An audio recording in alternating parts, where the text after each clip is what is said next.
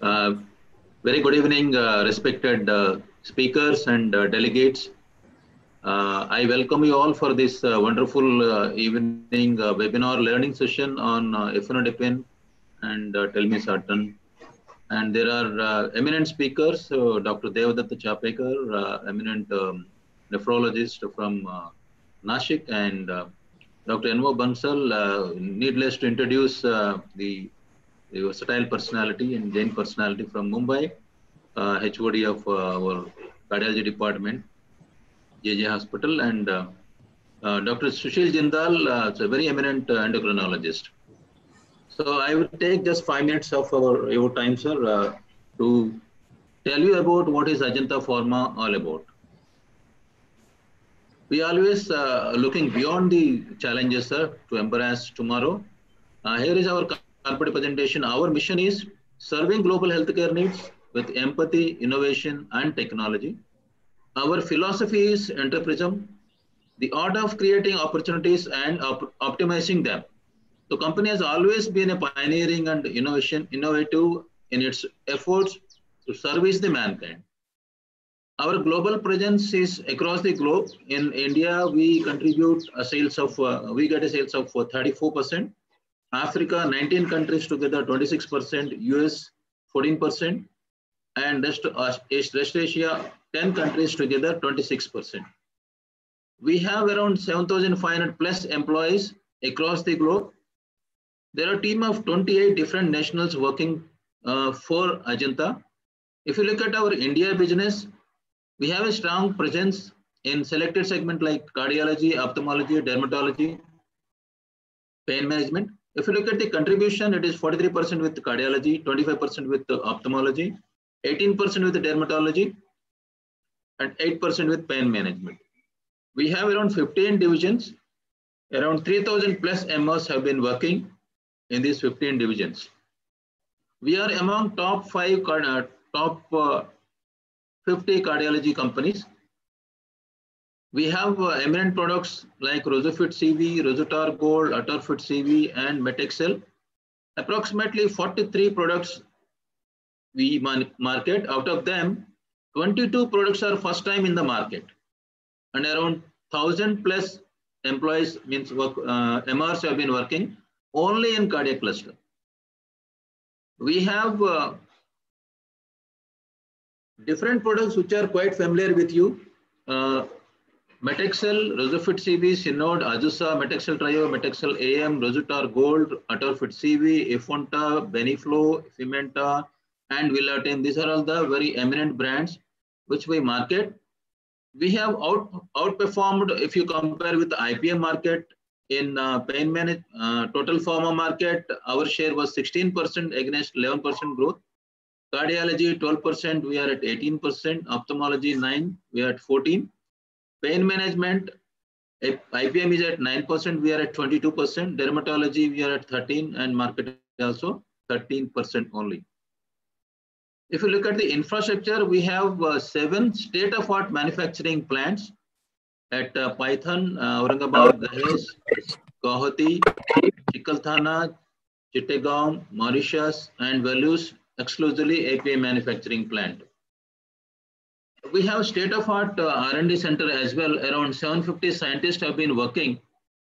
We have facilities like formulation development, analytical development, regulatory affairs, and synthetic development as well.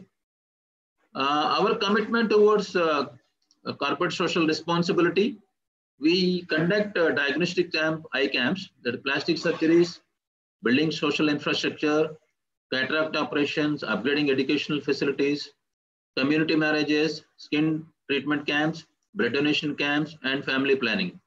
If you look at our 2019 commitments, around 1 lakh people have been done free cataract surgeries.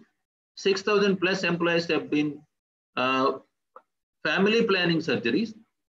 13,500 people have done skin and plastic surgeries treatment.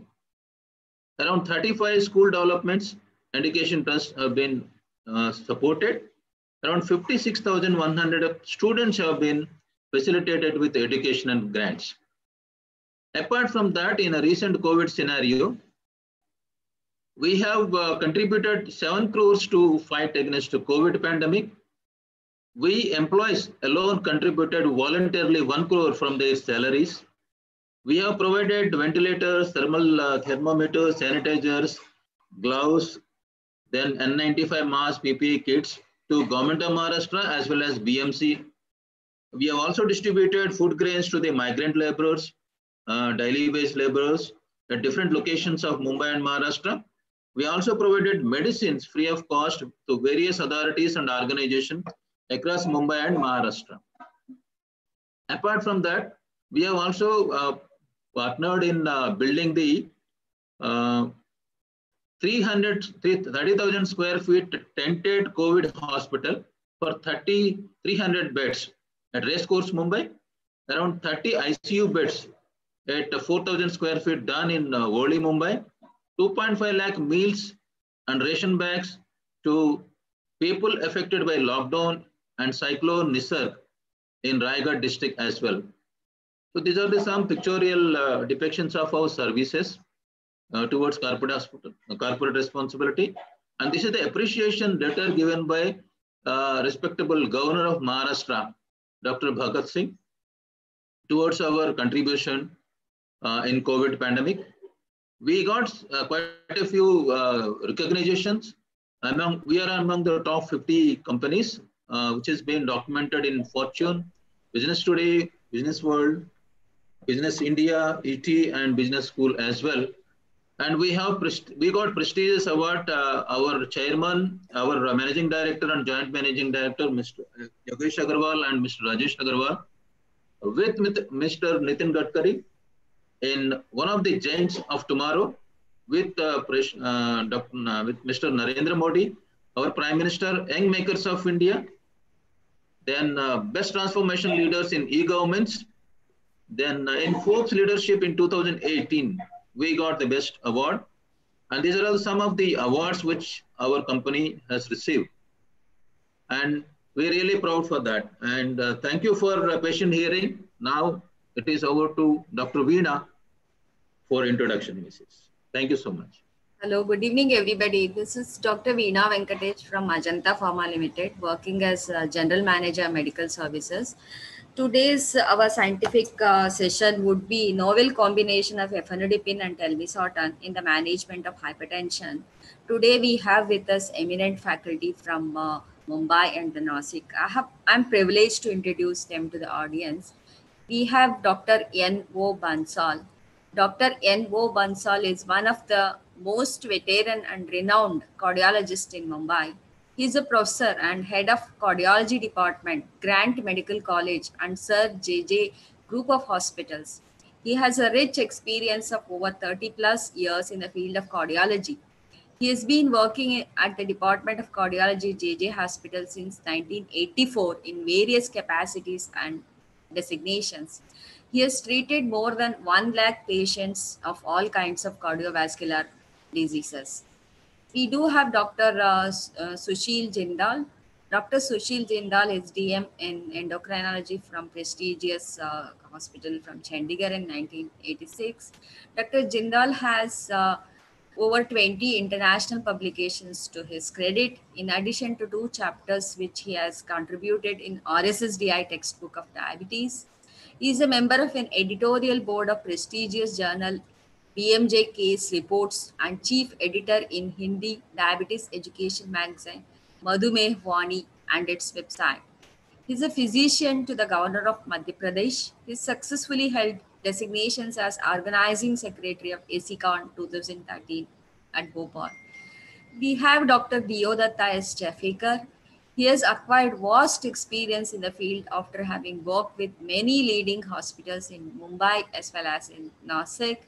He has been the principal investigator to many clinical trials on dialysis, hyponatremia, and renal anemia in chronic renal failure patients.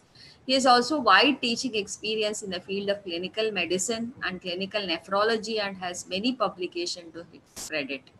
He's been a vice president of Indian Society of Nephrology, President of Indian Society of Critical Care Medicine, that's Nasik chapter. He's been the Joint Secretary of Nephrology 98, Conference of the Indian Society of Nephrology. With a brief introduction of the speakers, I would like to hand over the session to Dr. Shafikar.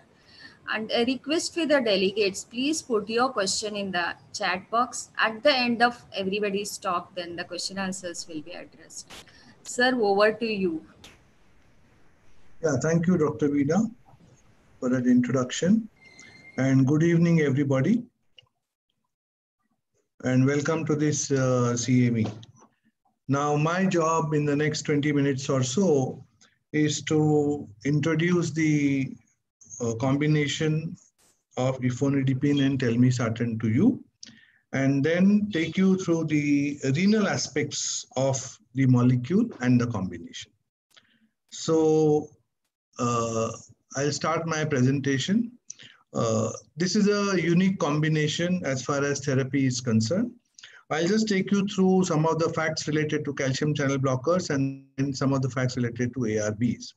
We know that we have been using CCBs for a very long period of time, and there are many advantages related to the use of CCBs. I don't need to tell you about all the advantages which we have. We know that CCBs, they inhibit the calcium ions from moving across the cell membrane, and this causes decrease in the mechanical contraction of myocardial and smooth muscles, and therefore there is peripheral dilatation of systemic arteries and reduction in peripheral vascular resistance, as well as reduction in afterload. Now the CCBs, they act through various channels. So L-type, N-type, and T-type of calcium channels. And if you block the L-type of calcium channel, then you will have some effect on the contractility, the pulse rate, and the intraglomerular pressure. And the T-type is responsible for heart rate and the glomerular pressure, as well as aldosterone.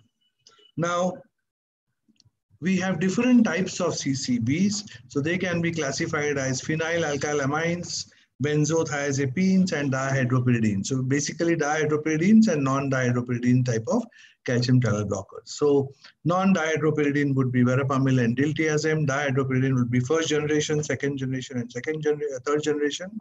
First generation is nifedipine, second is dicardipine and felodipine, third generation is amlodipine.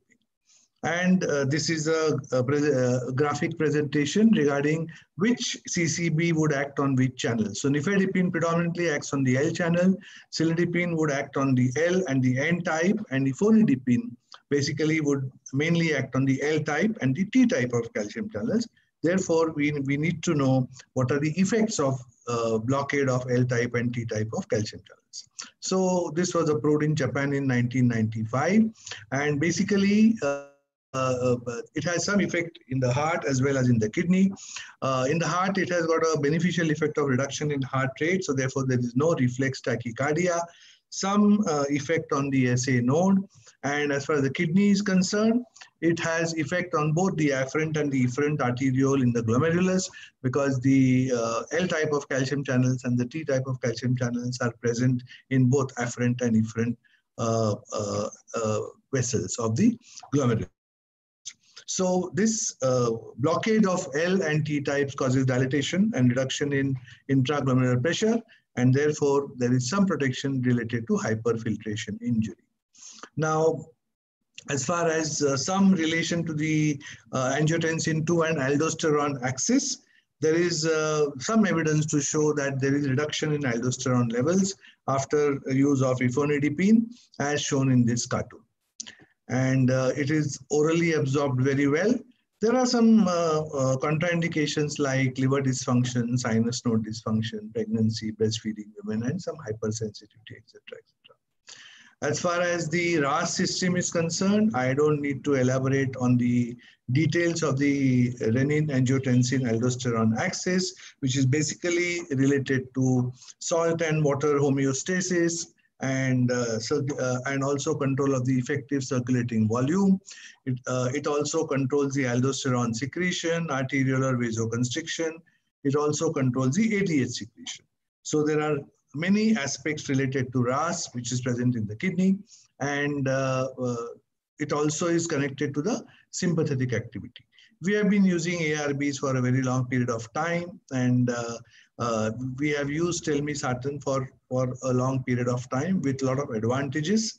and which all of you know. So telmisartan has got the AT1 receptors have got effect related to sympathetic activity, sodium reabsorption, aldosterone secretion from the adrenal cortex, vasoconstriction, and ADH secretion. So if you block the AT1 receptors, as is done by the telmisartan, then you have all the effects related to this.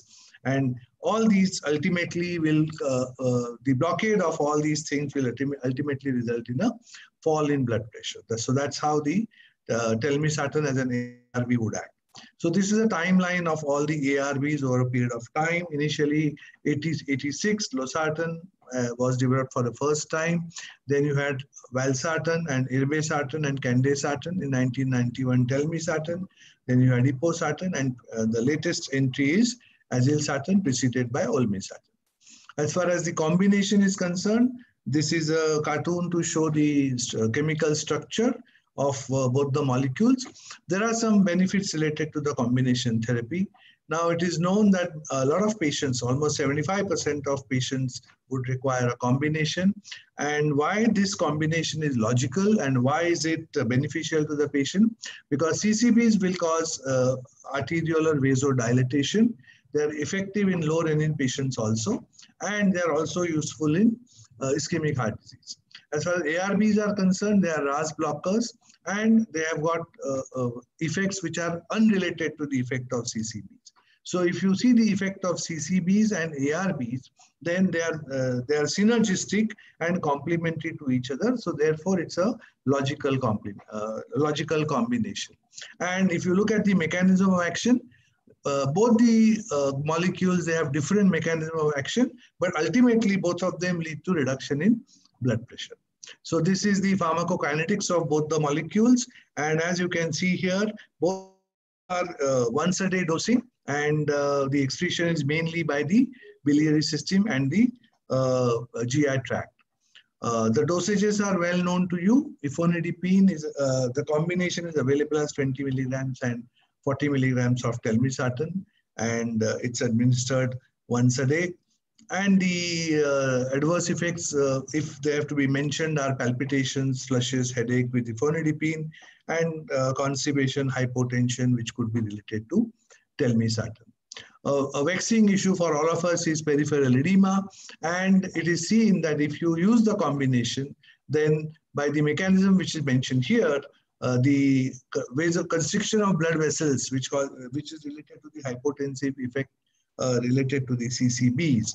And if you combine it with the ARBs, then there is dilatation of the efferent arteriole in the capillary bed, and the incidence of peripheral edema is supposed to be slightly less. And there are a lot of translational benefits also with the combination. So therefore, if you look at the combination, then it has a complementary mode of action. And if we use it, it is going to be extremely beneficial, because we know that most of our patients would require a combination. With that, this is just a short introduction to both ifosfamide and telmisartan as molecules, their mechanism of action, as well as what is the rationale or the basis of the combination of ifosfamide and telmisartan. I now switch over to the renal aspects of this particular combination. And before I start about the clinical evidence related to ifosfamide in nephrology literature, let me take you through in a very short period of time regarding what is the problems related to management of hypertension as far as renal patients are concerned. And we as nephrologists, you are aware that we deal with patients with very difficult to control blood pressure. And in our practice, the resistant hypertension incidence is very, very high. So therefore, it is important for the nephrologist to be aware of all the possible drugs which are available in our armamentarium, all the CCBs, all the ARBs, and then the judicious use of all these drugs is very, very important for the nephrologist. So as far as the kidney protection is concerned, we know that the incidence of CKD is rising, and almost 10 to 15% of population could be having CKD in the future. And we know that hypertension and CKD are closely related. if you look at CKD as a complication of hypertension, then there are many risk factors that are mentioned in this particular transparency. I'm not going to read out everything, but the thing which I want to highlight is that there's a very close correlation between chronic kidney disease, hypertension, and cardiovascular events as well as kidney events, ultimately leading to increased mortality and morbidity. So hypertension and CKD are interlinked, and they are both pathophysiologically as well as from the therapy point of view. Sustained hypertension can lead to worsening of kidney function, and similarly, progressive decline in kidney function can also result in worsening of BP control. BP rise as far as renal patients are concerned is by various mechanisms, complex, but just to highlight a few because they could be important from therapy perspective: endothelial dysfunction, renin-mediated hypertension, reduction in sodium excretion, and increase in sympathetic activity. All these factors together will lead to peripheral vasoconstriction, increase in arterial stiffness, and increase in the systemic blood pressure. An interesting slide here. Plasma cortisol levels in people with hypertension with and without CKD were compared, and here you can see that the normal pattern of cortisol secretion, which ultimately gives rise to dipping and non-dipping as far as ABPM levels are concerned, it is totally disturbed in patients with CKD, and most of the patients are basically non-dippers. It is also known that if you have a kidney function which is lower, then the risk of cardiac problems is much higher. And similarly, in people who have a pre-existing cardiac disease, and if they have a declining GFR, again, the mortality and morbidity is very, very high. So there is a very close correlation between the heart and the kidney. And now we know that various types of cardiorenal syndromes have been described. So this is how the heart and kidney and the blood vessels can be interlinked by various mechanisms. Like in the kidney, you will have inflammation, electrolyte disturbances, anemia. As far as the heart is concerned, you will have LVH, ventricular remodeling. And as far as the vessels are concerned, you will have endothelial dysfunction and autonomic dysregulation. As far as diabetes and kidney is concerned, we know that kidney is a glucose regulator because gluconeogenesis takes place in the kidney, and most of the 10% of the dietary glucose is utilized by the kidney, and almost 180 grams per day of glucose is filtered and reabsorbed as far as the kidney is concerned. All of us know regarding diabetic nephropathy or diabetic kidney disease, and we know that presence of microalbuminuria is not only a marker of kidney dysfunction, but it is also a marker of cardiovascular risk, which will ultimately be projected as far as mortality and morbidity is concerned. Uric acid is now coming up, and a lot of literature, upcoming literature regarding hyperuricemia, hypertension, and chronic kidney disease. And various mechanisms are mentioned here interlinked to atherosclerosis. So it is said that hyperuricemia can be a cause and effect as far as CKD is concerned. Many people with high uric acid may have progressive renal dysfunction, and many people with chronic kidney disease will have progressive hyperuricemia. So is uric acid a marker of kidney disease? It has a potential to be accepted as a marker of worsening renal function. And therefore, in the nephrology literature, we are now seeing more and more literature coming up for control of uric acid levels. And I'm sure that this is also true in the cardiology literature. So if you correlate hyperuricemia and the incidence of hypertension and CKD, there's a very good correlation. As far as more the uric acid level, worse is the blood pressure. And sometimes, in fact, you can preempt the diagnosis of hypertension. That means if the uric acid levels are high and initially the blood pressure is normal, there's a very high chance that this person will be having hypertension in the future. So therefore, he should be monitored very, very carefully. A very elegant study called as a Crick study showed it studied basically the incidence of hypertension, the awareness of hypertension in the population, and how many were treated, how many were controlled. So this is of course a CKD population, and here it was very clearly seen that 99% of people were aware, CKD patients were aware about problems related to hypertension, but only 46% were optimally controlled to blood pressure less than 130/80, and only 67% were controlled to blood pressure less than 140/90.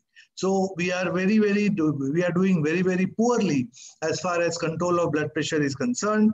And again, this is also mentioned in the Western literature. So we are as good or as bad as them. Now, the Crick study also showed that we require more than 2 drugs as far as control of blood pressure is concerned. So most of the CKD patients, in fact, we know by definition, if you have resistant hypertension, then you require 3.5 to 4 drugs to control the blood pressure. All of us know that the blood pressure goals are different in patients with CKD, 130/80, otherwise the goal is 140/90. But if you have diabetes or CKD, then the goals are 130/80. And then again, if you look at the management flow chart, if you have hypertension and CKD, then you must find out whether the patient has proteinuria or not. If the patient has no proteinuria, then obviously you may not use a drug which will reduce the proteinuria. So you can use CCBs and then of course ARBs. But remember that in patients with CKD and very, very mild renal insufficiency, ARBs have got a lot of advantages as far as renal protection is concerned. So depending on the grade of proteinuria, you can be as aggressive as possible. And it is said that higher the proteinuria, you can be more aggressive, because if you reduce the proteinuria in a very aggressive way, that would go a long way in renal protection. And we know that monitoring of eGFR and electrolytes, especially hyperkalemia, is very, very important when you start therapy with ARBs. Initially, there could be a decline in eGFR, and then it stabilizes after some period of time. One question which is often asked is that at what level of creatinine or at what level of eGFR you would stop the ARB or the combination of CCB and an ARB. And there are elegant data available to show that if the eGFR falls by less than 30% when you start an ARB, then you need not worry about it. But if it is persistent, you can reduce the dose by 50%, but still continue, because it is good. In the long term, it's going to be beneficial. But if the eGFR falls by more than 50%, then obviously we have to reduce the dose of ARB or we have to stop it. Various drugs which are available for patients with CKD with severe hypertension. So we have diuretics, we have thiazide diuretics, and we have loop diuretics. We know that the loop diuretics are useful in severe renal insufficiency, and thiazides are effective in early renal insufficiency. We also have potassium sparing diuretics, which are used only in people with resistant hypertension. RAS blockers, you already know, in those people with who have proteinuria, we are using RAS blockers mainly. Beta blockers, lesser role nowadays, but we are using both bisoprolol and metoprolol to some extent. And nephrologists are very happy with use of calcium channel blockers because they carry very, very minimal side effects as far as eGFR is concerned and the kidney is concerned. And since the blood pressure is very difficult to control in CKD, for us, if I have to tell somebody on telephone which drug can be started initially for treatment of hypertension, I would use a CCB initially. Now, these are the ESC guidelines. If initial therapy, you can still go for a combination. If the blood pressure is on the higher side, that means stage 2 and above, and you can either start with the ARB or a diuretic, ARB plus a diuretic combination, or if the blood pressure is on the higher side, start with the ARB or a CCB. And again, it is advocated that a single pill, that means one pill with 2 drugs should be used. And if it is resistant hypertension, then you go in for a triple combination or more than 4 drugs. So again, highlighting that a combination of ARB and CCB is very, very important. As far as the Indian guidelines are concerned, again, combination therapy will lead to better compliance, and more than 70% of patients would need more than 2 drugs. Now, again, these are various trials, and we are not going to discuss all these trials, but we know that various trials have shown that we need to control blood pressure intensively for both renal protection and cardio protection. And These are the, now I'll go on to the clinical studies as far as ifosfamide is concerned.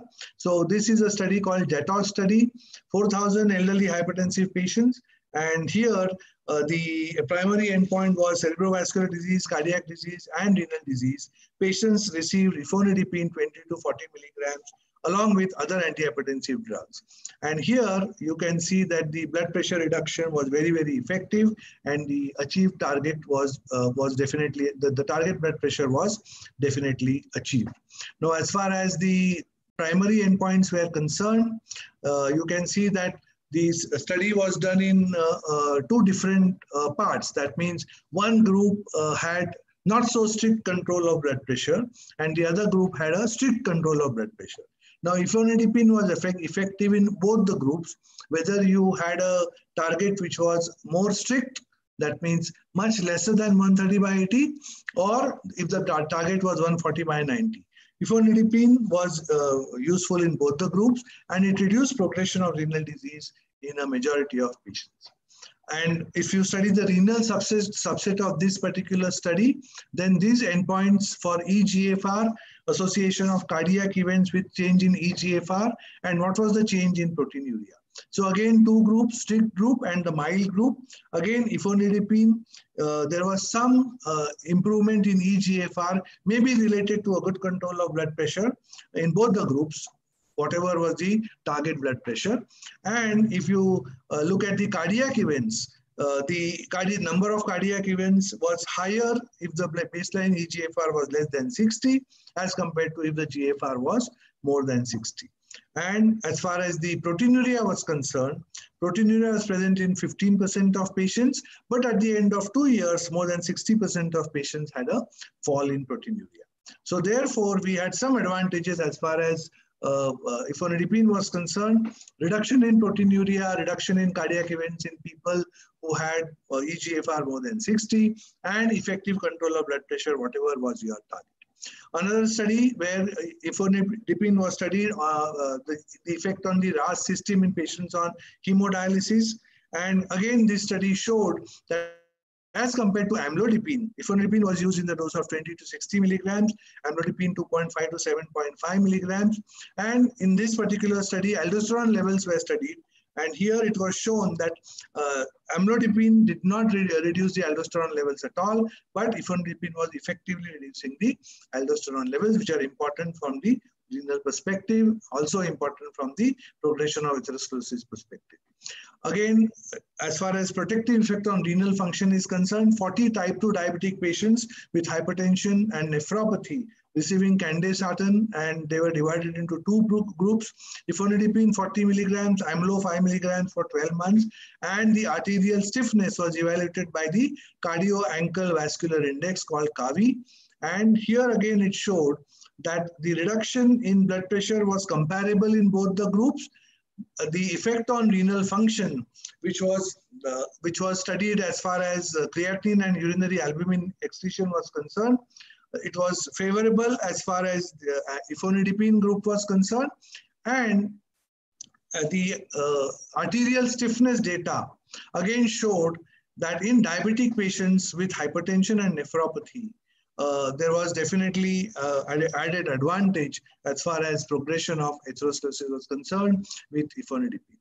Again, 107 non-diabetic CKD patients. In one group, amlodipine was used, and in the other group, ifosfamide was used. Again, it showed that even in non-diabetic CKD patients, there was some renoprotective effect. And if you use with RAS blockers, and if you compare use of ifosfamide with RAS blockers versus amlodipine with RAS blockers in a crossover study design, and if you compare the blood pressure data and the spot urine protein to creatinine ratio data, again it showed that the urine protein to creatinine ratio was beneficial as far as the ifosfamide group was concerned as compared to amlodipine. Amlodipine did not have any effect on the proteinuria part of it. And as far as, so therefore RAS blockers in CKD and combination, ifosfamide is much better as compared to amlodipine. And the last study which I want to tell you is about, again, aldosterone and left ventricular mass index in 60 stable outpatients who had received amlodipine and ACE and ARB for more than 1 year. Again, they were randomized into 2 groups. Amlodipine was continued and 1 group was given ifenetrine. And again, there was some advantage as far as the reduction in the aldosterone levels were concerned, and these levels were sustained over a longer period of time, and left ventricular mass index again was reduced. To summarize, ifenetrine helps to achieve target blood pressure goal in young and the elderly. It attenuates the reflex tachycardia. It offers superior renal protection as compared to amlodipine, which we have been using for a very long period of time. Better reduction as far as proteinuria is concerned, progression of renal failure, and some beneficial effect as far as cardioprotection is concerned, and reduction in aldosterone levels. So therefore, I think that as a molecule, it has got its own advantages. We know about renoprotection with telmisartan. I don't think I need to tell you about telmisartan and renoprotection. And therefore, a combination of a drug which is going to reduce proteinuria as well as going to have a beneficial effect on the heart is going to be a very, very extremely useful combination. So the rationale for combination of ARB and CCB is very, very obvious. For both hypertension and CKD patients are concerned, I think it's a very, very rational combination. And we hope that the combination is going to be a very useful drug as far as our therapy of CKD patients is concerned. Thank you very much for your patience. Thank you very much, sir. Thank you, Dr. Shefekar, for an excellent presentation. You have covered the introduction as well as a lot of evidences in a CKD patient. Now, I'll request Dr. Sushil Jindal to please take over the session. Sir, over to you. So, thank you very much and good evening to everybody. So, I'm going to concentrate more on the diabetes part of the combination of ifenetrine and telmisartan. So as you know, the diabetes is already affected almost 7.7 crores and it's going to almost double by 2040 to 45 in India. And apart from China, we are the second most populous as far as the diabetic patients are concerned. So,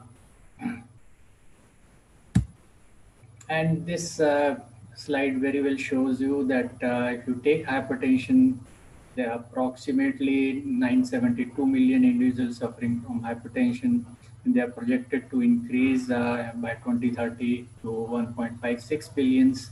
And when you take diabetes, it's again galloping very fast. And globally, right now, there are approximately 245 million people suffering from diabetes. And by 2030, it's projected that this number will almost double to 439 million individuals suffering. And as we say that diabetes doesn't come alone, it comes with its bhai-bhatijas, and those bhai-bhatijas are hypertension and dyslipidemia. And this combination of diabetes, hypertension, and dyslipidemia is responsible for the deadly complications which we very often see. And these are some like 3 times increased risk of coronary artery disease, 2 times increased risk of left ventricular hypertrophy, 3 times increased risk of patient going into congestive heart failure. And when you see kidney, we have listened from Dr. Shefekar, and also the eyes. The peripheral vascular disease is also much more common, as is the possibility of stroke. And when you see the combination of hypertension and diabetes, how it predisposes patient for cardiovascular disease. First, both probably have some common soil hypothesis, that is genes are shared for diabetes, obesity, and hypertension. Simultaneously, there are insulin resistance, and it's also complicated by dyslipidemia in majority of patients of diabetes. And both these together are responsible for all these together are responsible for both diabetes and hypertension, which leads to atherosclerosis, endothelial dysfunction, vascular inflammation, vascular fibrosis, and arterial remodeling. And ultimately, both lead to both microvascular and microvascular disease in a diabetic patient. Now, this is the simplified scheme, how you treat hypertension in a patient who is suffering from diabetes. Usually when blood pressures are persistently higher than 135/85, we start with either ACE inhibitor or ARB. And if patient is controlled on single agent, but remember, whenever blood pressure is very high, like diastolic reaching above 100, we may start with a combination therapy, or even earlier we can start with the combination therapy in majority of patients. But if ARB alone is not sufficient, then we try to add one CCB. And when CCB alone is, again, CCB in combination with ARB or ACE inhibitor is not sufficient, then we go on to add diuretics. And if, in spite of this triple combination, if patient is not having desired control of hypertension, then there is need to add a fourth drug, which may be a beta blocker if patient has tachycardia. If the potassium levels are less than 4, we can add spironolactone. And if patient has a heart rate of less than 60 or potassium of more than 4 millimoles per liter, then we can add alpha blocker also. So this is the usual suggested clinically relevant scheme of treating hypertension in a patient of diabetes. And if you see European Society of Cardiology guideline, they say that lifestyle changes are recommended in all patients of hypertension with diabetes. Then RAS blockers, rather than beta blockers and diuretics, are recommended for hypertension in pre-diabetic patients. But if patient develops diabetes, then definitely RAS blockers and CCBs are the prescribed to most patients with diabetes and hypertension. And home monitoring of hypertension is now also recommended. Now, this slide has already been shown, and this only to emphasize that what are the various subtypes of calcium channels which can be blocked by CCBs. And we know that amlodipine basically acts on L type, while cilnidipine has action on both L type and N type. But the drug which we are going to discuss today, ifenodipine, has L type and T type subtype of calcium channels which are blocked. And when we see the effect of ifenodipine on various markers of platelet activity, like platelet adhesiveness and platelet activity, it is seen that ifenodipine can reduce the platelet and monocyte activation markers in hypertensive patients with or without diabetes. So almost every marker is on the shown in the dark bar is on the lower side. So this means that this drug has some effect on platelet adhesiveness, and so is theoretically it's possible that it's less likely to produce thrombosis and arterial blockage. And the protective effect of ifenodipine on renal functions and arterial stiffness in type 2 diabetes and hypertension and nephropathy. Those patients who are already having hypertension and nephropathy and were diabetic. And this slide was again shown. This shows that the deterioration of the renal function, that is rise in serum creatinine, was much less steep when patients were put on ifenodipine rather than on amlodipine. And this was also seen in the urinary excretion of albumin also, that urinary albumin excretion was less likely to rise with ifenodipine as compared with the amlodipine, which are shown in open circles.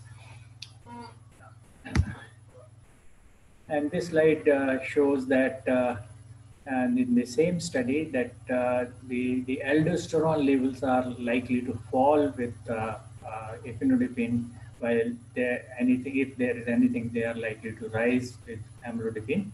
And these are again the markers for oxidative stress, which are urinary excretion of these markers. And this slide again shows that better results can be seen in ifenodipine group. That is, oxidative stress is also reduced. Now coming to telmisartan.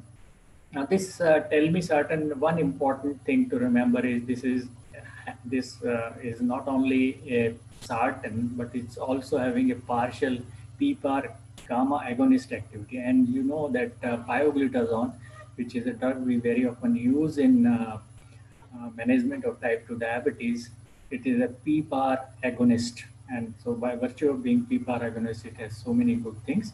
So PPAR agonist action leads to improvement of endothelial functions. It improves the insulin sensitivity. It suppresses the atherosclerosis, and it also reduces the blood glucose, and also serum triglycerides are reduced. So PPAR gamma is a very important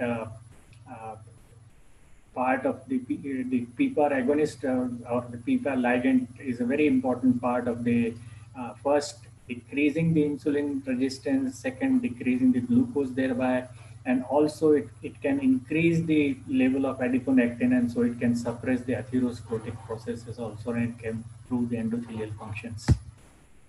And this shows that when you see pioglitazone typically have agonist activity in the range of 150 to 200 for PPAR gamma activity.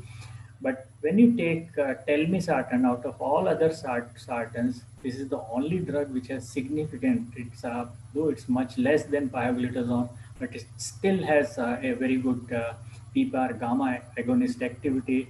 And this is why majority of endocrinologists and diabetologists, this becomes the first line drug to treat hypertension in diabetic population. This study shows that Transcend study, which showed that telmisartan can reduce the chances of stroke by 17%, and telmisartan is equally effective in reducing stroke as the ramipril. So salient feature, it helps prevent the complication, favorable effect on oxidative stress and arterial stiffness, improves the insulin sensitivity, reduction in glucose and serum triglycerides, improves the endothelial function, and suppresses atherogenesis. So these are all good points regarding telmisartan. So this was my presentation. Thank you very much for your kind listening, and I'll hand over to the organizers. Thank you very much, Dr. Jindal. I would request Dr. Bansal, please take over the session, sir. And please give your value-added inputs for this combination with your vast cardiology experience. So please, Dr. Bansal.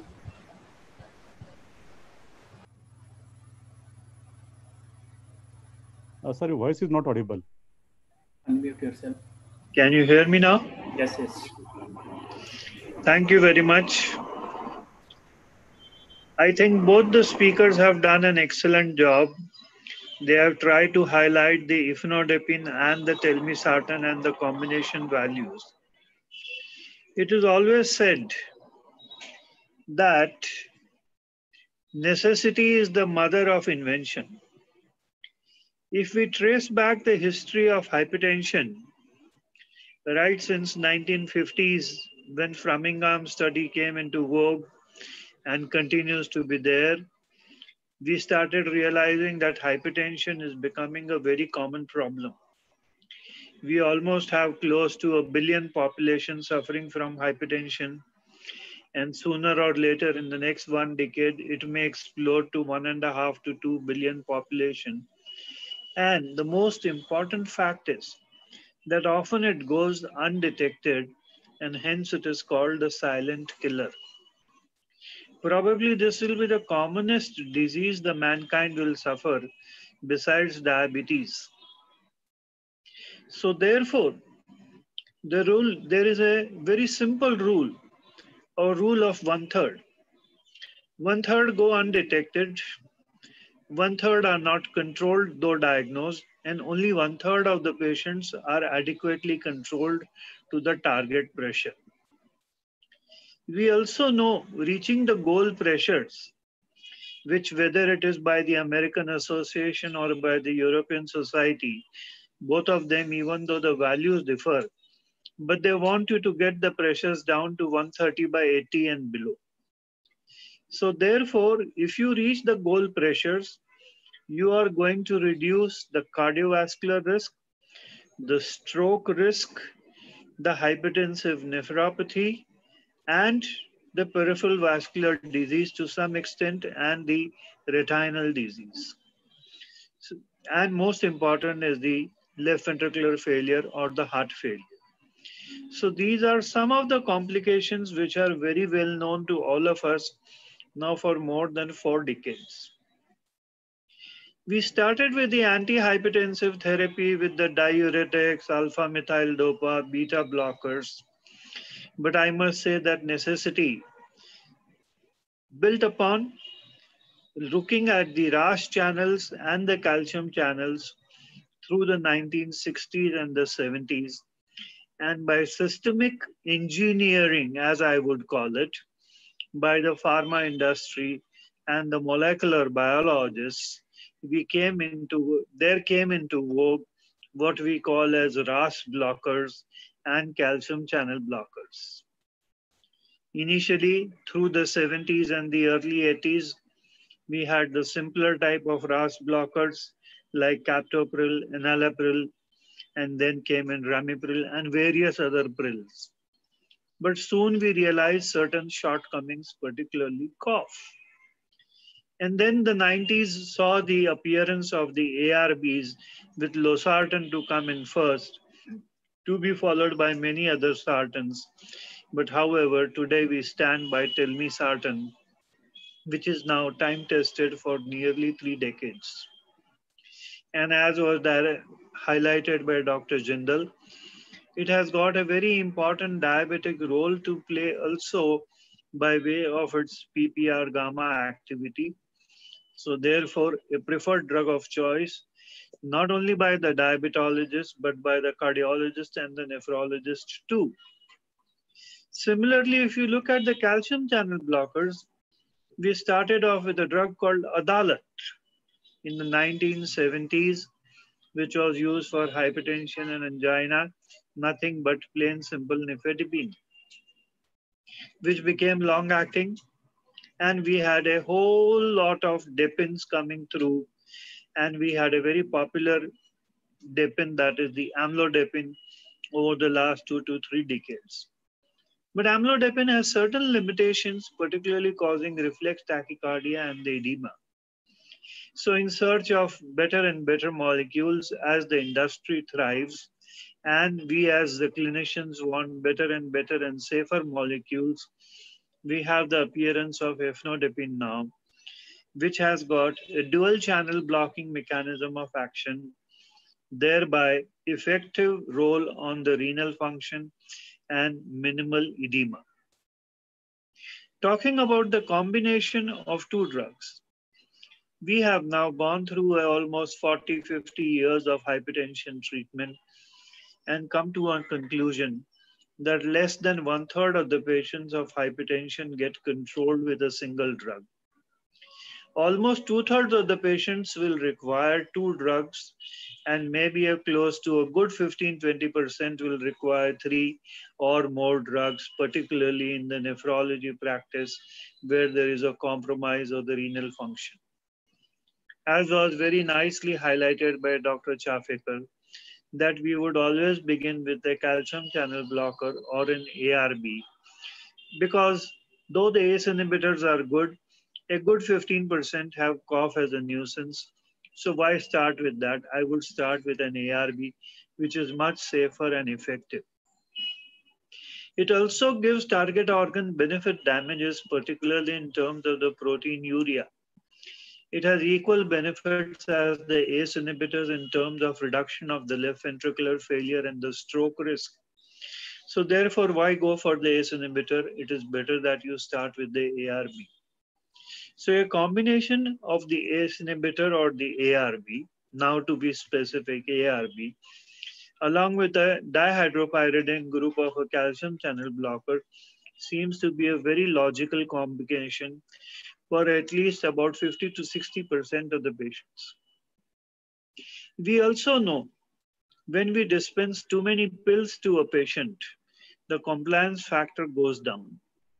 So in order to make my prescription more effective, valued by the patient and followed by the patient, it is important to dispense fewer number of pills during the course of the day. because many a times the patients also have diabetes and they also have heart disease and they have hyperuricemia. So the pill burden keeps on mounting. To keep the pill burden to the minimum, a combination single pill is very, very effective. And if it has to be given only once a day, being a long-acting formulation, the compliance factor is very high. And the patient is going to benefit only when he is going to be compliant with the drug therapy. So therefore, a single pill, particularly of a combination like that of a ifnodipine, whether 20 or 40 milligrams, along with telmisartan, which can be used in a 40 or 80 milligrams, and ifnodipine 20 to 40 milligrams, currently the preparation by the company. These are going to play a very good role in the long-term management of the patient, not only to control the pressures, but also to save the target organ damage which can occur with hypertension, and the patient can lead a good, meaningful life despite the problem of hypertension, which is a silent killer. So with these words, I thank you all for the patient hearing. And now if there are questions, we shall take on the questions one after the other and try to solve the problems to the best of our understanding. Thank you very much, sir, Dr. Bansal. You very nicely summarized the CCBs and ERBs, and you have given the perfect rationale for this particular combination. So we do have a couple of questions. Can I ask these questions now? Yes, please go ahead, madam. Yes, sir. And if they are directed to a particular speaker, you can ask them to answer that first. Okay, sir. Question from Dr. Pradeep Bivalkar, Mumbai. Why T blockade is superior to N type of calcium channel blockade?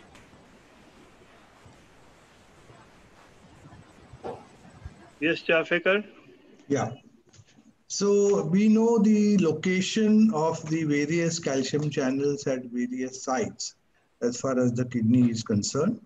And we also know the effect of the blockade of the various channels. For example, the effect of blockade of L channel is basically in the afferent arteriole. The T channel is mainly in the efferent arteriole. So therefore, if you look at the effect and the location of the calcium channels, then you can explain the advantages as far as that particular molecule is concerned. I think your question is about the N channel as far as yes, sir. I understand. N and the T channel. N and the T channel, yeah. So there are some advantages related to N channel also, because the N channel basically is in the nervous system. And the N channel also resides in the efferent arteriole. So if you block the N channel, then there might be some advantages as far as glomerular hyperfiltration is concerned and reduction in sympathetic activity is concerned, because it is to the neurons. So therefore, N channels are important. But if you see the therapeutics, then it is seen that the blockade of L and T channels is more effective, and N channels have a lesser role to play as far as hypertension mechanisms are concerned, because we know that sympathetic overactivity is a mechanism, but that is not the only one. And there are many other things which are important. So therefore, L and T are more important as far as control of blood pressure is concerned. N is also important. Maybe it is important in particular situations. Yes, sir. The next question is from Dr. Tejas from Rajkot. What are the possible reasons that the pre-ejection period is negatively correlated with intima media thickness in hypertensive patients? Dr. Bansal. Can you just repeat that? Yes, sir. Can you just repeat that? Yes, sir. What are the possible reasons that the pre-ejection period is negatively correlated with intima media thickness in hypertensive patients? I don't think I have the answer to this. Okay. Okay. Thanks, sir. Sir, another question, sir, probably you could take from Dr. Bajani. The order of preference of antihypertensive drugs in a systemic hypertensive patient of around 70 years old patient. What could be the preference of antihypertensive? Yes. When the person ages more, the RAS activity declines. So it is believed, though not true, that RAS blockers become less effective. Also, with the aging, the kidney function is known to decline and the GFR goes down. Third, with the aging, in some patients, you get renal artery stenosis due to atherosclerosis. So considering all these factors, my choice for the elderly people, those who are 60, 65 plus, is to use a calcium channel blocker. Now it is a matter of choice which calcium channel blocker you want to use, but the newer and newer calcium channel blockers are more safer in terms of the edema formation and reflex tachycardia. So therefore, you would prefer to use drugs like not only amlodipine, but maybe cilnidipine, or now you can talk of ifnodipine. That will be useful for patients, those who are elderly, to be treated with hypertension. However, as I told you, that 2/3 of the patients will not get controlled with a single drug. So you will need a combination along with an ARB, or you could even use chlorthalidone or indapamide as a diuretic, which will always have an added value. So we will have to play around between these three. And as I repeat, the first preference is calcium channel blocker. Second addition will be a RAS blocker like an ARB. And the third thing is to go for a diuretic like a chlorthalidone or indapamide. Only if you face resistance, then the fourth addition shall be spironolactone, but very carefully with the renal function and the potassium values. Thank you very much, sir. Sir, Dr. Bansal, sir, again to you, sir. Compared to other calcium channel blockers, for example, this benidipine and cilnidipine, how this efenadipine scores over benidipine and cilnidipine? So many doctors are having these type of concerns, sir. The edema formation is the least with ifnodipine. That is one of the biggest advantage, and its proteinuria benefit is a higher value compared to that of cilnidipine and that of the amlodipine. So therefore, the third important factor is practically no reflex tachycardia. With amlodipine, there is a considerable amount of a reflex tachycardia, though cilnidipine doesn't produce much reflex tachycardia. And overall, cilnidipine is a relatively more milder dipine group of drug rather than being a very potent one like amlodipine. So therefore, the preference is to use ifnodipine. In such case, even benidipine is acting on L and LNT channels. So compared to benidipine, any points the doctors can take over with this efenadipine, sir? Can I comment on that? Yes, sir. So there is no head-to-head comparison between both benidipine and ifenadipine, and there are no published literature about this.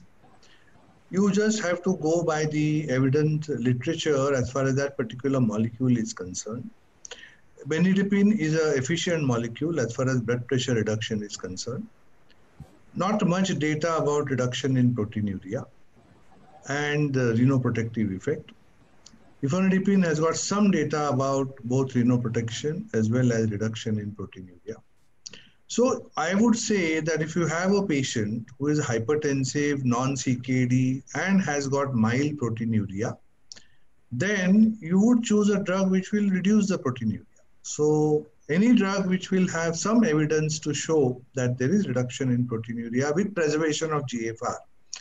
The claims that the GFR rises after the use of the drug, they are slightly difficult to believe, but at least preservation of GFR is important. And if you have preservation of GFR as well as reduction in proteinuria, that would be the drug of choice as far as even a hypertensive patient with proteinuria is concerned. If you have a hypertensive patient with no proteinuria, then you can use any CCB and be happy with it as long as the blood pressure is achieved to the target. Sure, sir. A similar type of question from Dr. Girish Kulkarni. Kindly give comparison of the same drug, efonidipine, combined with suppose olmesartan instead of telmisartan. Telmisartan, we know PPR gamma and all, but olmesartan again, it's a potent antihypertensive. So, this is the question, sir. Can I take that? Yeah. Yes, sir. Should I answer? Yeah. So if you look at the combination, so the question which is always asked is which pril and which sartan, whenever a doctor, he can choose from so many sartans and so many prils as far as ACE inhibitors and ARBs are concerned, and now there are so many CCBs which are also available. As far as combinations are concerned, probably you can combine any ARB with any calcium channel blocker, because the mechanism of action is definitely complementary.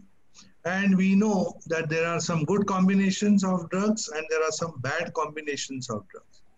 So CCB and ARB is a good combination. However, if you look at the experience as far as the use of ARB is concerned, then if you look at the timeline, losartan, we have the maximum experience with losartan. And some of us are still using losartan now because of the beneficial effect of uric acid as far as that ARB is concerned.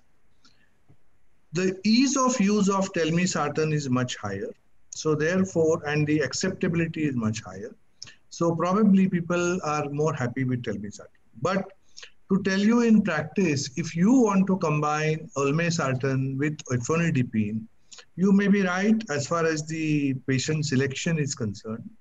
And I'll give you some new information regarding resistant hypertension. The definition of resistant hypertension is being revised now in the recent literature. And what they have said is that if you want to define resistant hypertension, initially it was only 3.5 to 4 drugs, one of which should be a diuretic. And even if using these drugs, if the blood pressure is not controlled, then it is defined as resistant hypertension. Now, what the literature is saying, or what the authorities are saying, is that before you declare this as resistant hypertension, you are allowed to change the molecule in the same class. That means if you are using ACCB and AARB and you are not achieving the target blood pressure, you should be trying to change the CCB and the ARB and then try to control the blood pressure.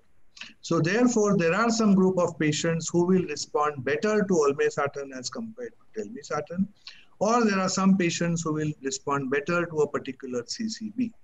So therefore, if you have a very difficult to control blood pressure, then it is important for us to change the CCB or the ARB and then find out whether the blood pressure is better controlled.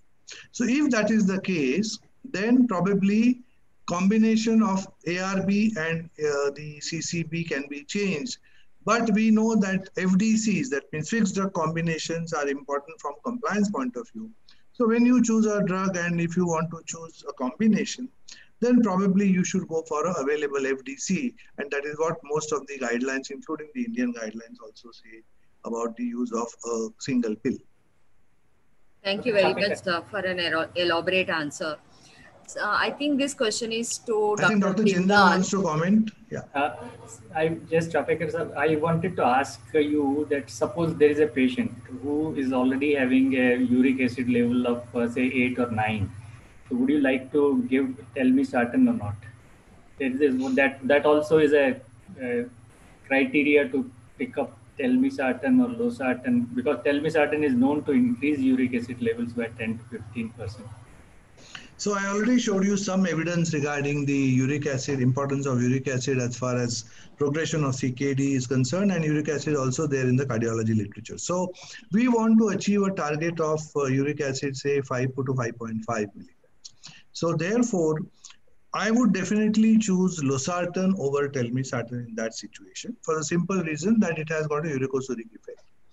But if the uric acid is controlled very well, even only on a diet, then you are free to choose any ARB as long as the uric acid is controlled.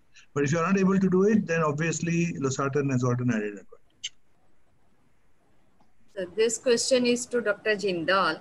Yes. From Dr. Amal Kumar. At what level of serum creatinine we need to stop ACE inhibitors and ARBs? I think Dr. Chapekar has already answered this, that suppose if you are following the EGFR, then if there is a rise, if there is a decline in EGFR by more than 30%, then you should reduce the dose. But if it is falling below 50%, then probably you have to stop it. But definitely you have to also keep an eye on the potassium levels. So that is particularly important.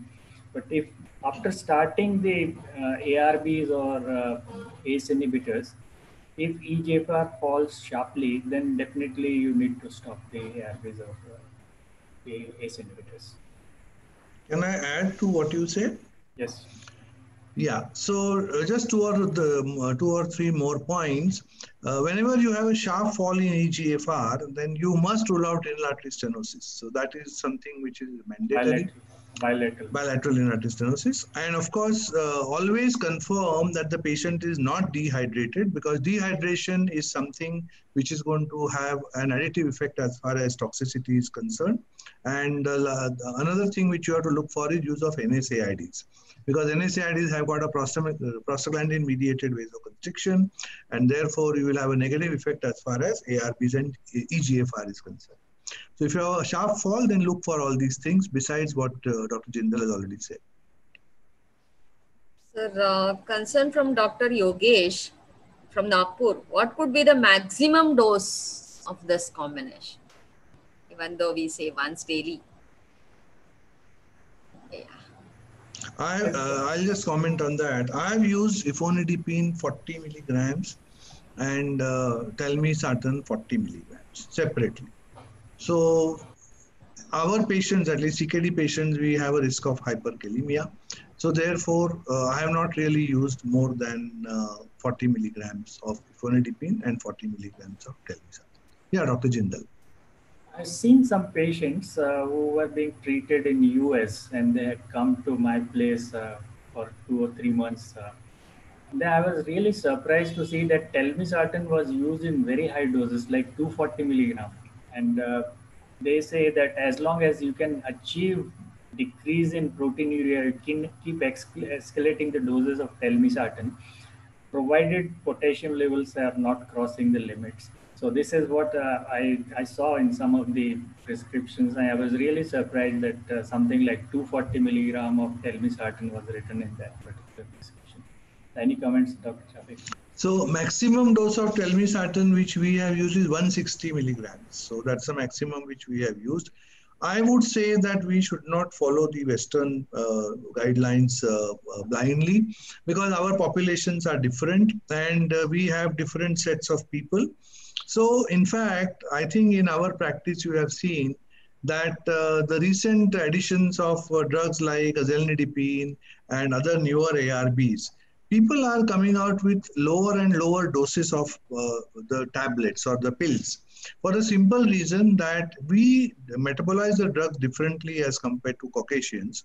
So therefore, I think that to use their doses is definitely not advisable. We should start with a smaller dose and then build up over a period of time.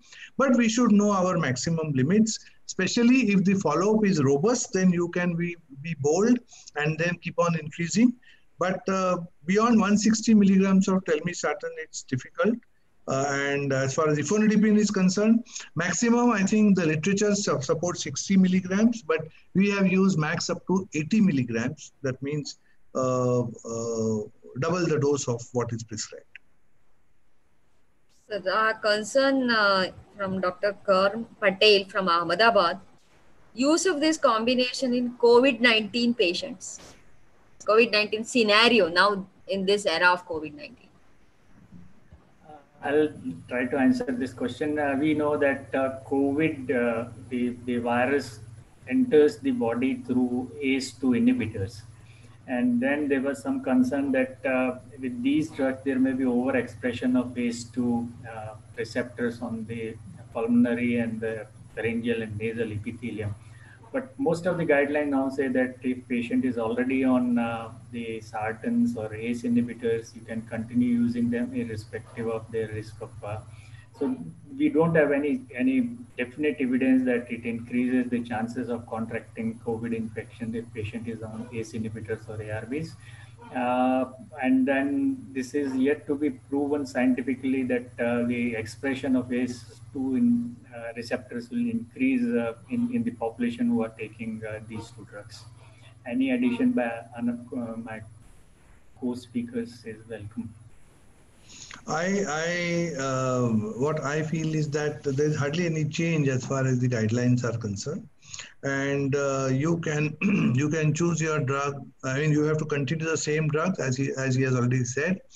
But as far as new patients are concerned, in those patients you have to be slightly more selective. There are no guidelines to say that you can't start an ARB for a new patient. So guidelines would remain the same as far as use of antihypertensives are concerned, even in the COVID era. Sir, I think Dr. Bansal is back. There was some connection. I'm back with you, madam. Yes, sir. Sir, can you please comment on this combination, use of this combination during this COVID-19 era? See, in the COVID-19 era, I don't think we have changed our practice with respect to hypertension. The combination therapy still remains valid, and the most important combination is to use an ARB with a CCB. And if it doesn't get controlled, we add a diuretic like a chlorthalidone or an indapamide. And as I told you earlier, in a resistant hypertension, consider spironolactone. I know people may be wanting to know that the COVID virus is mediated through the ACE2 mechanism in the lung. So therefore, there was a lot of debate which was there in the COVID therapy literature, whether ARBs should be continued or they should not be continued. But initially there was some hesitation. Now there is ample evidence available that if the patient is on the ARB, you need not withdraw the patient from ARB. Yes, if you want to play very safe, start with a CCB.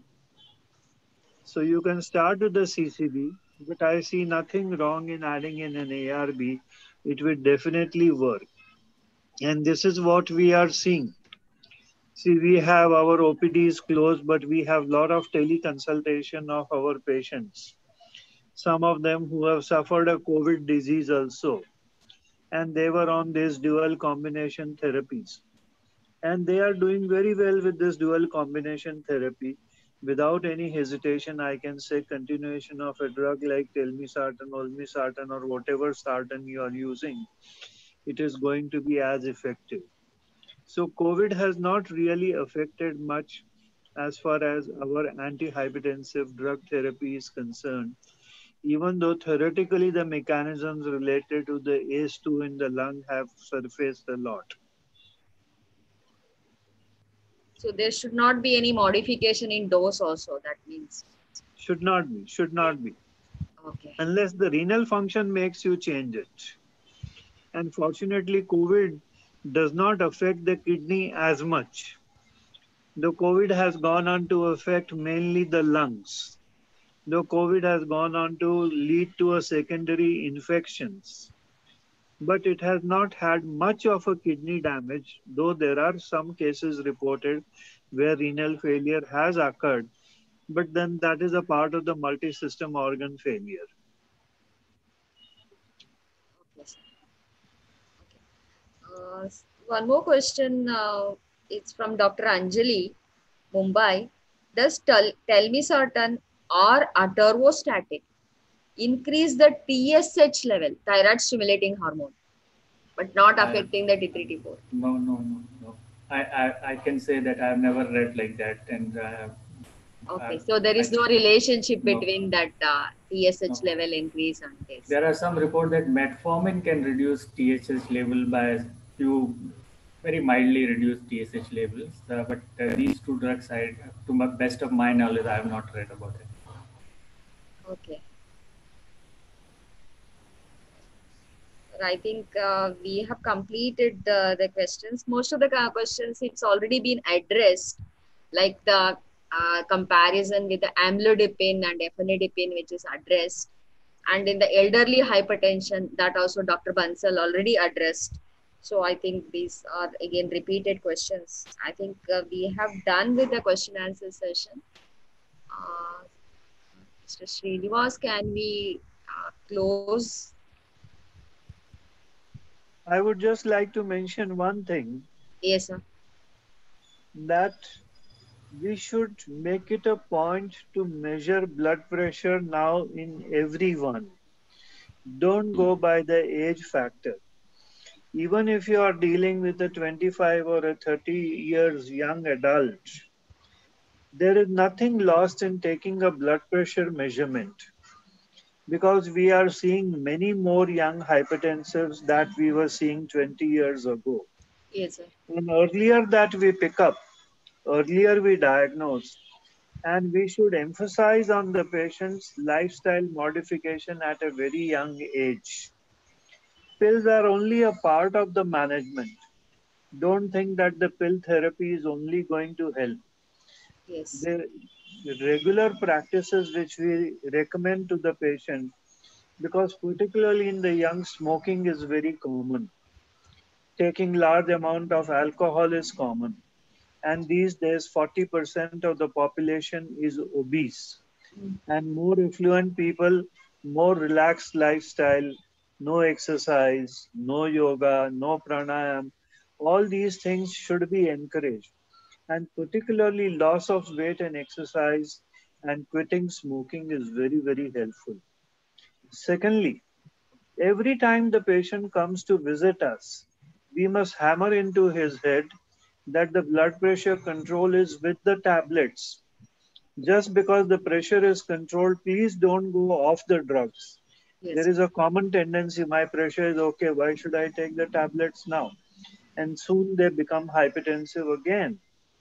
So therefore, this needs a constant, literally hammering into the head of the patient that this is a long-term therapy till your natural mechanisms will reset the blood pressure by weight loss, by stoppage of alcohol, regular sleep habits, quitting smoking, and all these measures. And our good old yoga and pranayam is very, very useful as an additive value. It is not curative, but additive value. And whatever drug therapy controls your pressure, that is the best therapy for you. Don't rush. This is something which has come new, unless you are getting side effects with the previous therapy. The target is to be reached. That is the most important feature of any hypertensive therapy, and the long-term chronic therapy has to continue. Very nice, sir. Very nice for summarizing and then emphasizing on the lifestyle management. And sir, would you recommend even the foam blood pressure that would take care of like often? Madam, I work at JJ Hospital, where we get more of the poor and the middle class patients. Okay. All those who are my reliable patients, I insist all of them buy a digital instrument and take home readings. These days, the digital instruments are very simple to operate. They cost only 1,000 to 1,200 rupees. And I tell them that every time you feel something in your head, you feel something in your chest, don't rush to me. Check your pressure, give me a telephone call, and I will let you know what to do, whether to continue the same treatment or whether to modify treatment. When you recommend home monitoring, it is very, very useful because the patient knows that his pressure is out of control or it is within control. So therefore, home monitoring is very essential, and it is very simple with the digital instruments nowadays. You don't have to use a stethoscope, just tie the cuff, press the button. You have the systolic, diastolic, and the pulse reading over there. And we could communicate to each other and hopefully manage the blood pressure very effectively. So home monitoring plays a very important role at a very nominal cost. Yes, sir. Thank you very much for this take-home messages. It does a lot for our patients as well as the practitioners. Sir. Thank you very much. And Mr. Srinivas, you can please close the session. I thank all the speakers, Dr. Bansal, Dr. Shekar, Dr. Sushil Jindal for their excellent talk and very interactive question answer session that actually plays a very important role for us, sir. Yes. So once again, sir, I take this opportunity to thank you all, Dr. Enva Bansal, Dr. Devadatta Chafekar, and Dr. Sushil Jindal. It was a really academic feast for all the delegates.